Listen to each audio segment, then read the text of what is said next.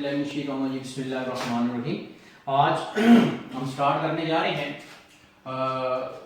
Cell structure and function का part 2। कल हमने वीडियो बनाई थी, वीडियो लेक्चर रिकॉर्ड करवाया था और उसमें आप लोगों ने पढ़ा था सेल के बारे में, सेल की डेफिनेशन के बारे में और सेल के दो पार्ट्स के बारे में। आज हम पढ़ने जा रहे हैं, कल की जो डिस्कशन थी वो all about outing covering of cell, ये थी आपके पास, ठीक है। सेकंड नंबर में आपने पढ़ा था साइटोप्लाज्म, ठीक है। ये दो चीजें हमने कल की जो वीडियो थी उसमें रिकॉर्ड करवाई थी। और जो आपके पास सेल का थर्ड पार्ट जिस पे हमने डिवाइड किया था इसको, दैट इज कॉल्ड न्यूक्लियस, वो आपने आज पढ़ना है।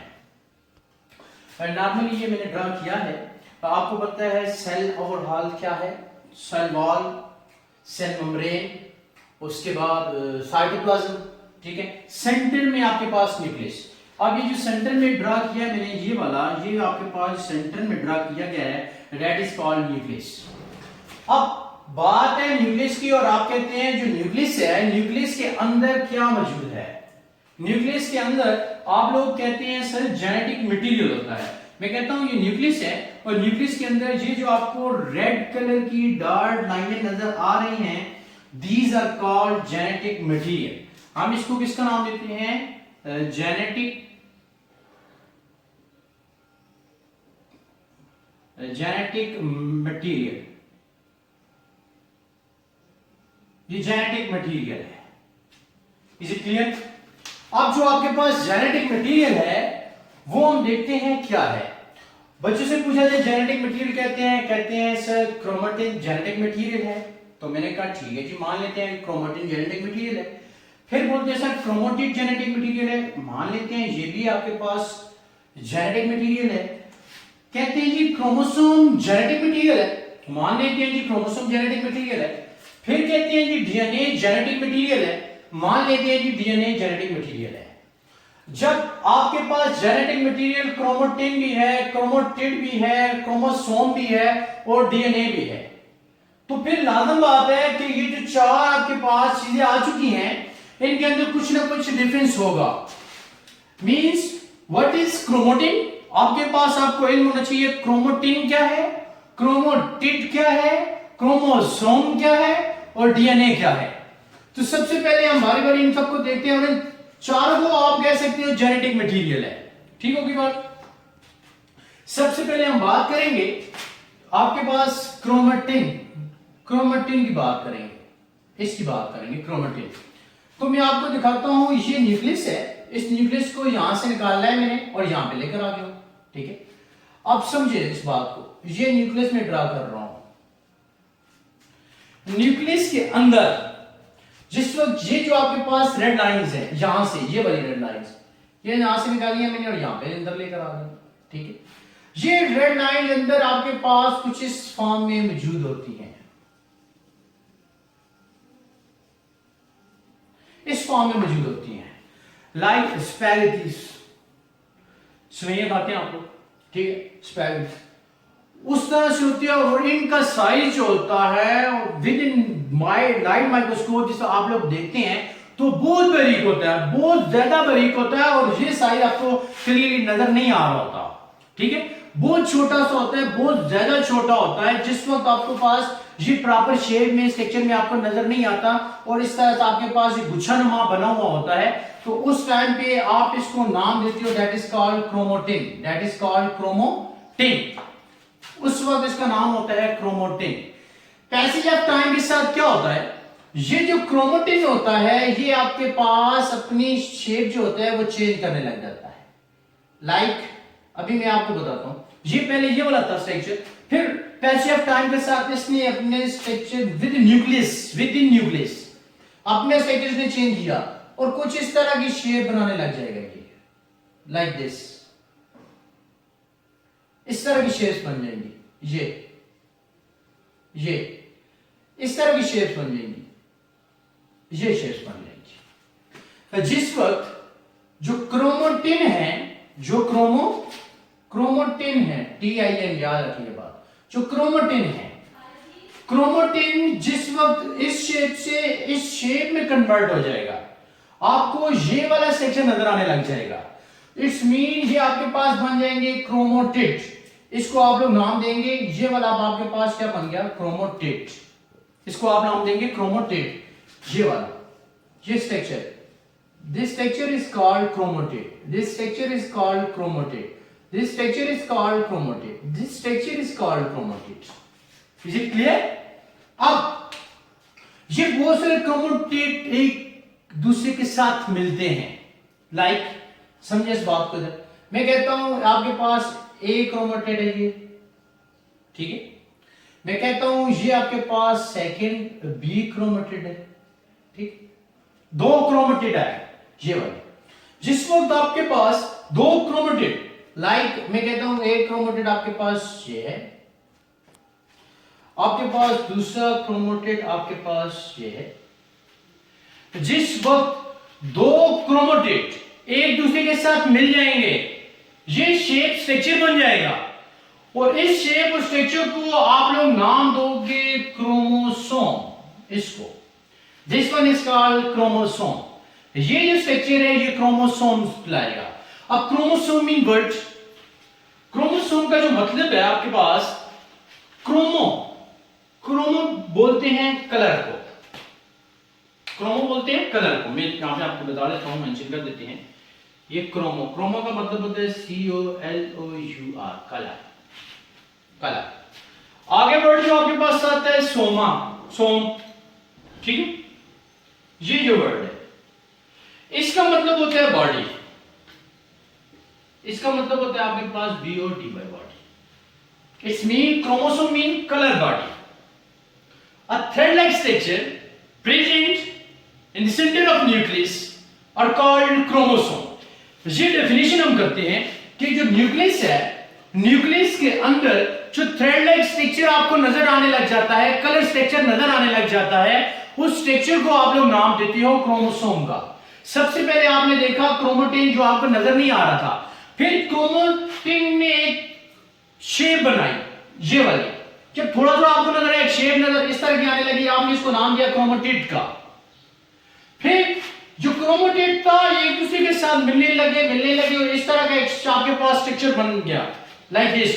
मतलब दो क्रोमेटिड ए बी मिलते हैं तो इस तरह का एक स्ट्रक्चर बन जाता है। और ये थ्रेड लाइक स्ट्रक्चर आपको कुछ कलर नजर आता है, कुछ कलर बॉडी नजर आती हैं। ये जो कलर बॉडी होती हैं, these are called chromosomes, these are called chromosomes।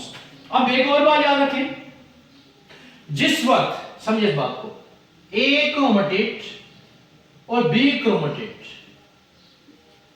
A chromatid और बी क्रोमेटिड, जिस तरह ए बी क्रोमेटिड एक दूसरे के साथ मिलते हैं, एक दूसरे के साथ मिलते हैं, और जिस पॉइंट पे ये एक दूसरे के साथ मिलेंगे, this point is called centromere, this point is called centromere, this point is called centromere। अब आपको एक बात तो क्लियर होगी, व्हाट इज क्रोमेटिन आपको क्लियर हो चुका होगा, व्हाट इज क्रोमेटिड आपको ये भी क्लियर हो चुका होगा, व्हाट इज क्रोमोसोम ये भी क्लियर हो चुका होगा। अब हमारे पास एक चीज रहती है, दैट इज कॉल्ड DNA। अब आपको बताएंगे कि DNA क्या होता है, ठीक है। DNA के बारे में आते हैं और आपको मैं DNA यहां पे बताता हूं कि DNA आपके पास क्या चीज है। हम बात करेंगे DNA। DNA stand for D oxy ribo nucleic acid। DNA stand for D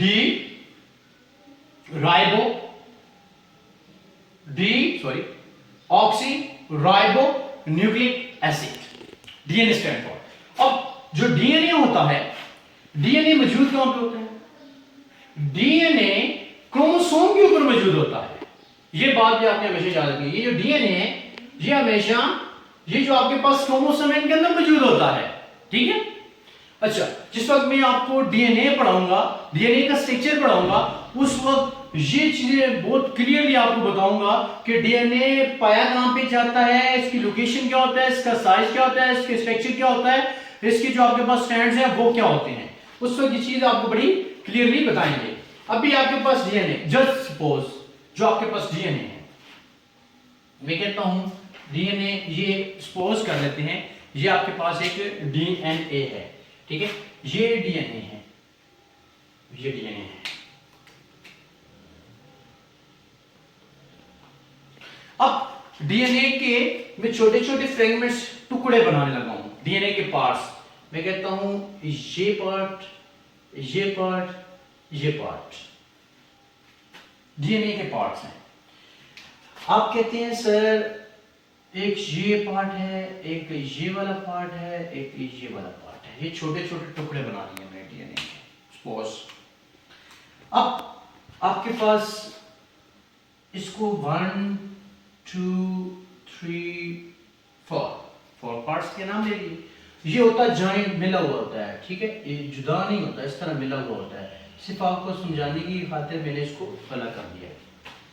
आप कहते हैं सर सारे का जो सारा डीएनए होता है वो फंक्शनल नहीं होता। सारे का जो सारा डीएनए है, डीऑक्सीराइबोन्यूक्लिक एसिड है, जिसके अंदर कोड्स होते हैं, ये भी आपको बताओ, जिसके अंदर क्या मौजूद होते हैं, कोड्स मौजूद होते हैं, कोड, ठीक है, और ये आपके पास 64 टोटल कोड्स होते हैं, ठीक। ये जो कोड्स हैं, ठीक है, ये डीएनए के अंदर मौजूद होते हैं, और सारे का सारा डीएनए आपके पास फंक्शनल नहीं होता। तो डीएनए के स्पेस पे दो पार्ट्स आते हैं, ठीक है। मैं कहता हूं ये वाला जो पार्ट है, जिसको अभी मैं कलरिंग करने लगा हूं, ये वाला, ठीक है, ये वाला जो पार्ट है, ये वाला, ठीक है, मैं कहता हूं ये वाला 1 2 और 4, 1 2 और 4, ये वाला जो पार्ट है 1 2 और 4, ये वाला पार्ट जो डीएनए का है, ये वाला पार्ट डीएनए का जो है, मैं कहता हूं ये आपके पास नॉन फंक्शनल है। डीएनए का ज्यादा पोर्शन ऑफ डीएनए, जो ज्यादा आपके पास डीएनए का साइज का जो पोर्शन है वो नॉन फंक्शन है। और ये ईटा का एक क्वेश्चन आता होता है, what is the name of non functional part of DNA is called dash, question आता है ईटा का। सपोज ये मैं मेंशन कर देता हूं आपके लिए, जो आपके पास non functional part of DNA are called dash. तो याद रखिए जो नॉन फंक्शनल पार्ट होता है that are called junk, that are called junk. इसको आप लोग किसका नाम देंगे, जंक, जंक का नाम देंगे। जंक तो आपको आइडिया हो गया, ये हो गया non functional part of DNA, ठीक है। अब हमारे पास आ गया फंक्शनल पार्ट, ये जो आपके पास थर्ड है 1 2 3 तो आपके पास नॉन फंक्शनल हो गए, देख लें 1 2 और 4, सॉरी ये आपके पास नॉन फंक्शनल होगी। ये वाला पार्ट आपके पास अभी रहता है, ये वाला थर्ड, ये वाला पार्ट, ये आपके पास डीएनए का फंक्शनल पार्ट है। कि डीएनए का कौन सा पार्ट है, functional part, that are called FUNCTIONAL, functional part. बड़ा इंपॉर्टेंट, बड़ा ही इंपॉर्टेंट क्वेश्चन है यहां पे ईटा के हवाले से, आपके पास डीएनए के हवाले से।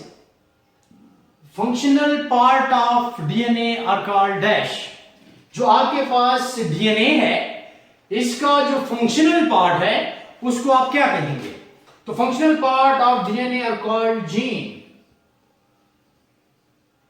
Functional part of DNA are called gene. एक तो जीन, जी इसको इस तरह डिफाइन करते हैं जीन को, फंक्शनल पार्ट ऑफ डीएनए है। दूसरी इसकी डेफिनेशन आपके पास हमने बताया जेनेटिक मटेरियल, हमने बोला जेनेटिक मटेरियल। अब जो functional unit of genetic material, इसकी आपके पास जो फंक्शनल यूनिट है, functional unit genetic material that are called gene. ये हमेशा याद रखना बात। इस जेनेटिक मटेरियल की जो फंक्शनल यूनिट है वो भी जीन है, ठीक है। और यहां पे आप देखें कि आपके पास मैंने आपको बोला कि डीएनए के अंदर दो पार्ट है, एक नॉन फंक्शनल पार्ट है, जो डीएनए का नॉन फंक्शनल पार्ट है दैट आर कॉल्ड जंक, जो आपके पास डीएनए का फंक्शनल पार्ट है दैट आर कॉल्ड जीन। और ये भी बताया आपको कि मोस्टली जो आपके पास डीएनए है वो आपके पास नॉन फंक्शनल है, और स्मॉल पोर्शन होता है वो आपके पास क्या होता है, फंक्शनल होता है। और जितने भी आपके पास डीएनए के अंदर कोड्स होंगे वो तमाम के तमाम जो कोड्स होंगे वो जीन के अंदर होंगे। All of 64 codes are present in gene. Is it clear? ये बात आपको क्लियर हो गई। आई थिंक आपको आइडिया होगा 1 2 3 एंड 4 इन तमाम के बारे में आपको आइडिया हो गया होगा, इनकी डेफिनेशंस और इनका कॉन्सेप्ट्स क्या हैं। ठीक है, आगे थोड़ा सा एक और स्केच में आपके साथ डिस्कस करने जा रहा हूं, ये भी मोस्ट इंपॉर्टेंट है। ठीक है, इसको जरा देखिए आप। सबसे पहले हम डिस्कस करते आ रहे हैं सेल को। ठीक है, तो सेल को हम डिस्कस करते हैं तो हमने पूरा सेल का स्ट्रक्चर ड्रा किया है। सबसे पहले आप जरा जूम कर लें। सबसे पहले जो हमने पूरा सेल ड्रा किया है, आप देखिए सबसे जो आउटिंग कवरिंग है that is called cell wall. ठीक है, ये हमने आपको बताया कि सबसे आखिरी जो वॉल है that is called cell wall. उसके अंदर जो आपके पास वॉल आती है that is called cell membrane. ठीक है, फिर आपके पास जो वॉल आती है दैट इज कॉल्ड साइटोप्लाज्म। फिर आपके पास सेंटर आ जाता है जिसको आप लोग न्यूक्लियस का नाम देते हो। और साइटोप्लाज्म के अंदर आपके पास Golgi body, mitochondria, endoplasmic reticulum और साथ में आपके पास राइबोसोम, बहुत सारी ऑर्गेनेलीज मौजूद हैं। These are called organelles. इनको सबको आप लोग बोलते हो ऑर्गेनेलीज। अब थोड़ा सा कंसेप्ट लें, मैं आपको साथ साथ बताता जाऊंगा। समझिए, पूरे का पूरा सेल है और इस सेल के अंदर से इस शक्ल में है पूरा जो सेल है, इस सेल से आप लोग क्या करते हैं, रिमूव कर देते हैं, खत्म कर देते हैं। इस पूरे के पूरे सेल से सेल वॉल को आप हटा देते हैं। पूरे का पूरा सेल है, इस सेल से आपने रिमूव कर दी सेल वॉल। और जहां पे देखिए आपके पास ये सेल वॉल है, ये मैं रिमूव कर रहा हूं सेल वॉल। पूरे के पूरा जो आपके पास सेल है इसके अंदर से ये रिमूव कर दिया आपने सेल वॉल, ये रिमूव कर दिया आपने, ये खत्म। अब सेल वॉल नहीं है आपके पास। जब सेल वॉल नहीं है, ये जो रिमेनिंग आपके पास पोर्शन है, ये जो रिमेनिंग बॉडी बची है, ये जो रिमेनिंग चीज बची है, इसका नाम होगा प्रोटोप्लास्ट। इसका नाम क्या होगा? प्रोटोप्लास्ट। क्वेश्चन आपके पास आ सकता है, कैसे क्वेश्चन आपके पास आ सकता है, देखें, when we remove cell wall from the cell, the remaining body और the remaining portion are called dash. जो बच्ची बचाए जितना भी आपके पास ये चीज है, इसको हम लोग क्या नेम देंगे? ये क्या होगा? These are called protoplast. इसको आप लोग नाम देंगे प्रोटोप्लास्ट का। Is it clear? अब इसी तरह आप लोग क्या करते हो, प्रोटोप्लास्ट से, अब ये सारे का सारा प्रोटोप्लास्ट है, इस प्रोटोप्लास्ट से आप लोग क्या करते हो, रिमूव करते हो। प्रोटोप्लास्ट से आप लोगों ने रिमूव कर दिया। प्रोटोप्लास्ट से आपने क्या रिमूव किया? सेल मेम्ब्रेन को रिमूव करना है। देखें, सेल वॉल ऑलरेडी रिमूव हो गई है, अब सेकंड नंबर पे क्या थी? Cell membrane. तो ये आपके पास सेल मेम्ब्रेन है। अब देखिए, इसको भी आप रिमूव कर दे, ये रिमूव कर रहा हूं मैं, आपके पास रिमूव हो गई है, खत्म हो गई है। ये सेल मेम्ब्रेन भी आपके पास खत्म हो गई है। सेल मेम्ब्रेन से खत्म हो जाएगी तो आपके पास जो रिमेनिंग ये वाला चीज बचेगी, these are called protoplasm. Protoplasm, these are called protoplasm.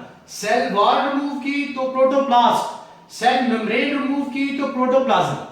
ठीक हो गई बात? अब नेक्स्ट आपके पास आता है, इसके सेंटर के अंदर आपके पास ये NUCLEUS न्यूक्लियस।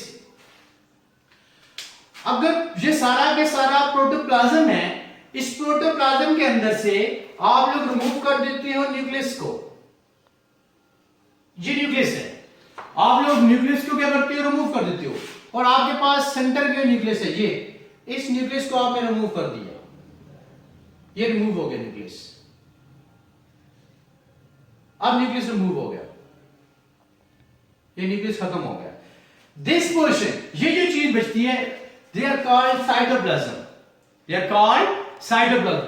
और याद रखना है एक बात, साइटोप्लाज्म आपके पास दो चीजों पर मुश्तमिल है। देख लें, अभी साइटोप्लाज्म दो चीजें हैं। एक आपके पास साइटोप्लाज्म में आ जाती है, ये सारी की सारी क्या है? Golgi body, mitochondria, endoplasmic reticulum, ribosome. These are called organelles.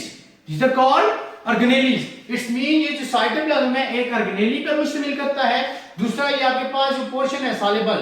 These are called cytosol. These are called cytosol. ठीक है. यहां पे आपको मैं बता देता हूं जो साइटोप्लाज्म है, साइटोप्लाज्म दो चीजों पर आपके पास मुश्तमिल होता है. एक आपके पास होती है ऑर्गेनेलीज, ठीक है, दूसरा होता है आपके पास साइटोसोल. Is it clear? अब न्यूक्लियस निकाला तो हमारे पास बच गया साइटोप्लाज्म.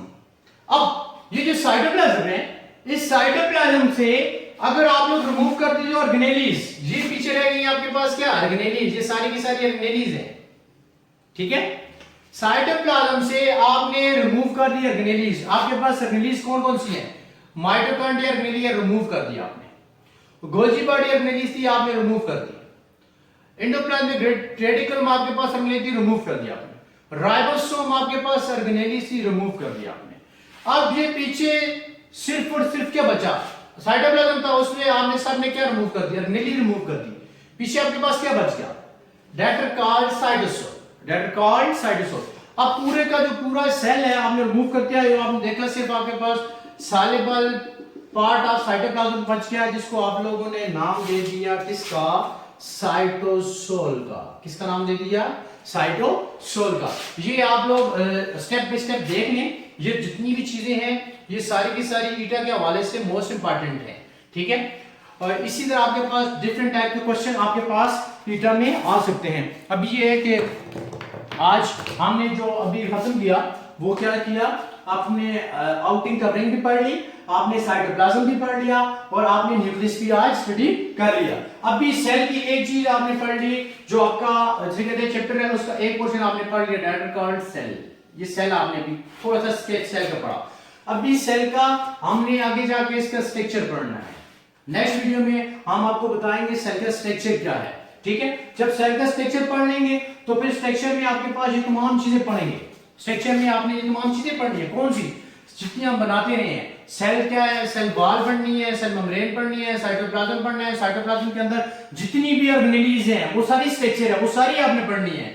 ठीक है, न्यूक्लियस क्या है उसके बारे में पढ़ना है, साइटोसोल क्या है उसके बारे में पढ़ना है. ये सारी चीजें पढ़ेंगे, ये सारा का सारा आपके पास क्या होगा? सेल का स्ट्रक्चर होगा. फिर जितनी भी चीजें स्ट्रक्चर में है उनको पढ़ने के बाद उनका आपने पढ़ना है फंक्शन.